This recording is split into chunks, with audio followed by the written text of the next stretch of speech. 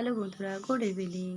দেখো, আজকে সন্ধ্যায় আমি বানিয়েছিলাম চটপটা মজাদার পাপড়ি চাট। এই পাপড়ি চাটটা আমি সম্পূর্ণ বাড়িতেই তৈরি করেছি। তো পাপড়ি চাট তৈরি করতে কী কী লাগছে তোমরা দেখে নাও।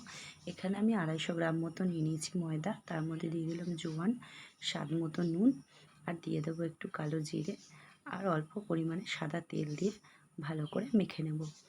এখানে আর দেবো নর্মাল জল নিয়ে মাখবো। আগে সব কিছু ভালো করে মিশিয়ে দেখে নেব যে ময়ামটা হয়েছে কিনা। হ্যাঁ, ময়াম হয়ে গেছে। এবারে অল্প অল্প জল নিয়ে শক্ত করে মেখে নিতে হবে। বেশি নরম করবে না, শক্ত করে মাখতে হবে।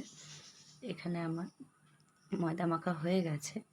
এবারে আমি 3-4টে মতো লিচি কেটে নেব। দেখো, আমার লিচি কাটা হয়ে গেছে। এবারে বেলন চাকির সাহায্যে বেলে নেব। আমার এত বড় চাকি ছিল না, তাই আমি থালার উপর বেলে কাঁটা চামচের সাহায্যে ফুটো ফুটো করে নিয়েছিলাম, যাতে পাপড়ি চাটের পাপড়িগুলো ভাজার সময় ফুলে না যায়। এবার একটা গ্লাসের সাহায্যে আমি গোল গোল করে কেটে নেব। তোমরা চাইলে ছোটো ছোটো করে বেলেও করতে পারো, আমি আমার সুবিধার জন্য গ্লাসের সাহায্যে কেটে নিচ্ছি। এবারে এই গোল গোল করে কাটাগুলো প্লেটের মধ্যে তুলে নেব। তুলে একদম ছোটো ছোটো পাতলা করে বেলবে। এদিকে কড়াই বসিয়ে তেল গরম করে নেব। সাদা তেল দিয়ে দিয়েছি। পাপড়ি চাটের ইয়েগুলো দিয়ে দেবো সব।